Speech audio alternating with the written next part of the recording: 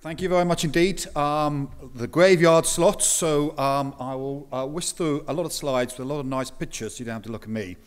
In some ways, it's appropriate perhaps I come at the end because I think a lot of what's been said I totally agree with. This idea of new civic house building is something that really appeals to us, something that's close to our heart.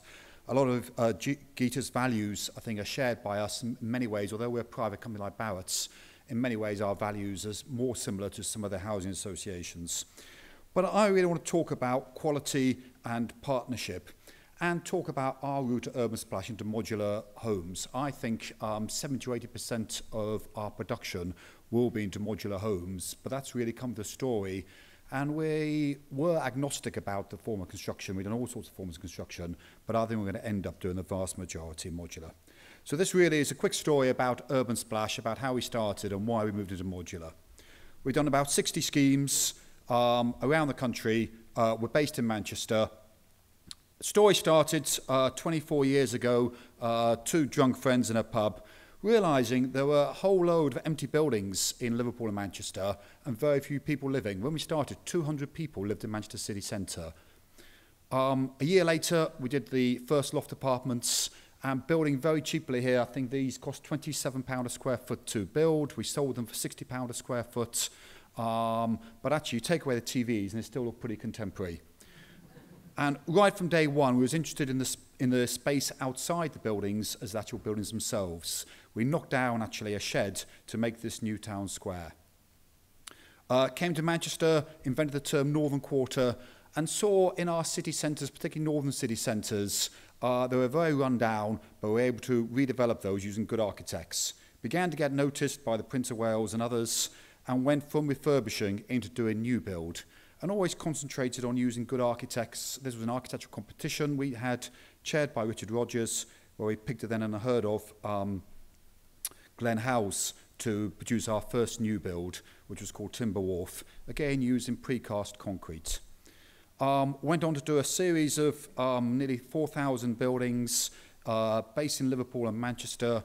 We got selected in 2000 for the Millennium Community. There was Greenwich in London and New Islington in Manchester. And working on some commercial buildings as well as residential, but trying to restore old buildings. So starting from a very practical point of view, winning a few awards, moving further south down to Bristol and Plymouth, and trying to always work out what's good about existing buildings and work with those ones and add new parts onto them. In 2005, we did Fort Dunlop in Birmingham. Some of you will have driven past. And work in some quite difficult areas. This is Lister Mills in Bradford, and Manningham in Bradford. Areas with quite low value, but areas we thought with great potential. Some 1960s buildings like the Rotunda in Birmingham above the Boring Shopping Centre. And from 2006 onwards, really very interested in modular construction. This was a scheme called Moho, a steel frame scheme. And very topical at the moment, recladding local authority tower blocks and blocks at the time which had no demand for them, even as social housing, converted alongside a series of terraced houses, Victorian terrace houses called Chimney Pot Park. Schemes in Leeds, in Bristol, in Stalybridge, and very much focused on the brand. Typically working with traditional construction, good architecture, interesting buildings. This is Park Hill in Sheffield, a 1,000-unit scheme.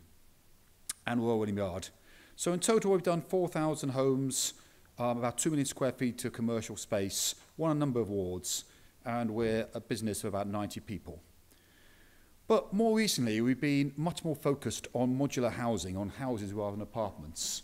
And why is this? And it really came about partly from the financial crisis, where we worried we'd never be able to borrow money again, partly that we realised that all our purchasers of flats, when they moved, none of them actually bought new build housing. And in fact, 64% of the population, when DCLG surveyed them, didn't even consider new build housing. And we thought, why was that? They all bought old Victorian or Georgian terraced housing.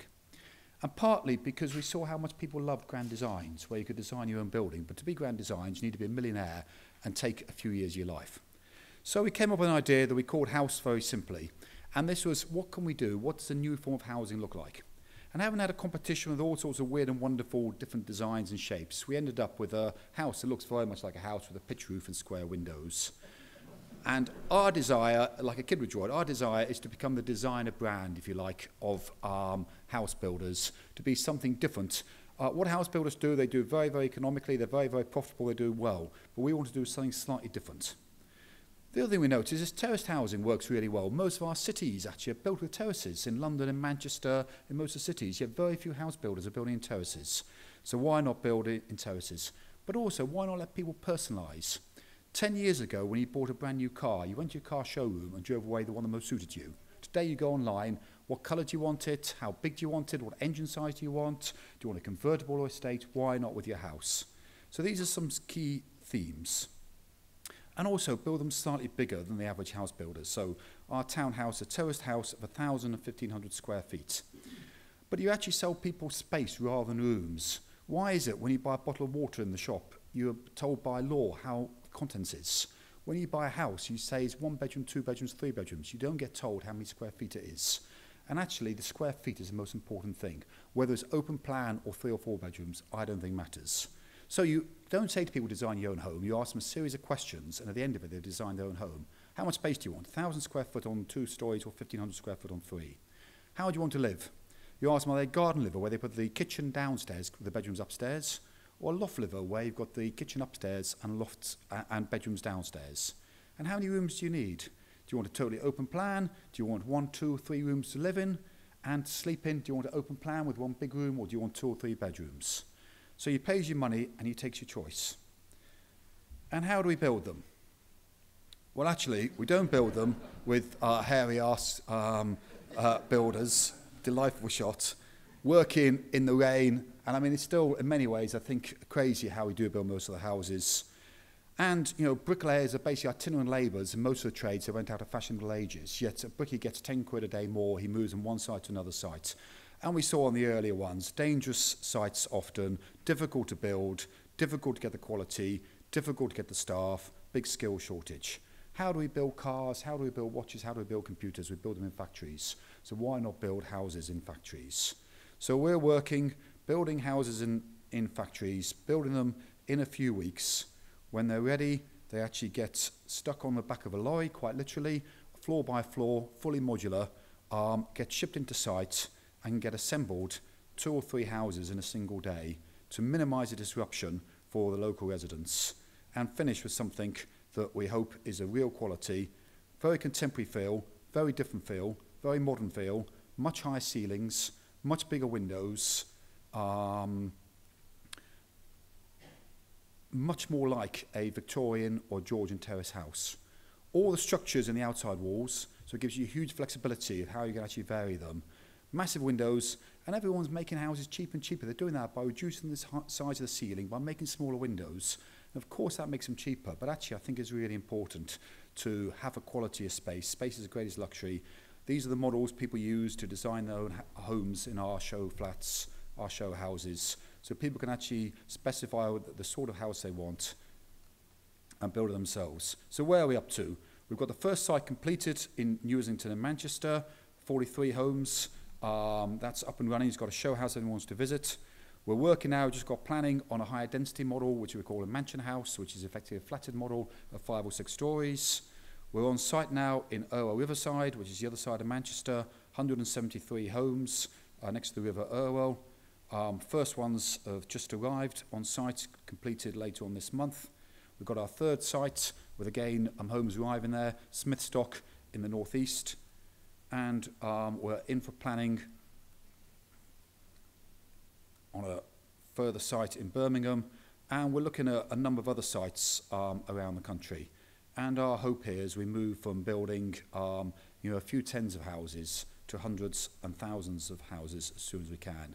Working on a site in Birmingham City Centre with Canals and Waterways Trust and Birmingham City Council called Icknield Port Loop, and actually an island in the middle of Birmingham, would you believe? So that's our big idea. I think it's get some traction. I think the government white paper, the farmer report, we believe the time is now. We believe people are changing the way they think about housing. We believe there are other models. We believe there's a time for the rebirth of terraced housing, the time for modular to come into its own. Our purchasers are all sorts of variety of different people. And we're now trying to scale the business up, a current pipeline of 420 units on site in 4 separate sites, but looking at sites all over the country working in partnership. Won a number of awards, and again, a number of key partnerships that we've got. It's had a bit of press.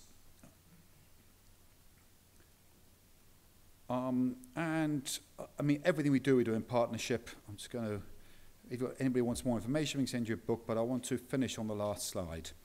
This was an oath sworn by the citizens of ancient Athens. We shall leave this city not less, greater, better, more beautiful than was left to us.